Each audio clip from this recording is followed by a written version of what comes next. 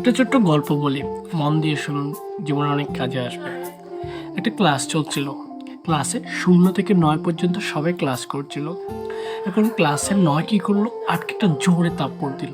এখন আর জিজ্ঞেস করলো, কিরে তুই আমার থাপ্পড় দিলি কেন? তখন 9 বলল, আমি তোর থেকে বড়, আমার অধিকার আছে তোকে শাসন করার, আমার অধিকার আছে তোকে মারার, তাই বেড়েছি। 8 বলল, তাই সেরকম? 8 কী করলো, 7কে একটা থাপ্পড় দিল। 7 কী করলো, 6কে 6, 5কে 5, 4কে 4, 3কে 3, 2কে 2, 1কে দিল। এখন ক্লাসে সবচেয়ে ছোট 0। সে ক্লাসের একটা কোণে গিয়ে মন খারাপ করে বসে আছে। এক তার কাছে গেল। 0 বলল, কিরে মারবি? এক বলল, না মারবো না, তুই একটা কাজ কর, তুই আমার পাশে এসে দাঁড়াই যা। এখন 1 আর 0 মিলে হয়ে গেল 10। এখন ক্লাসের সবচেয়ে বড় কে? 10। এই গল্পটা থেকে আমরা কী শিখতে পাই?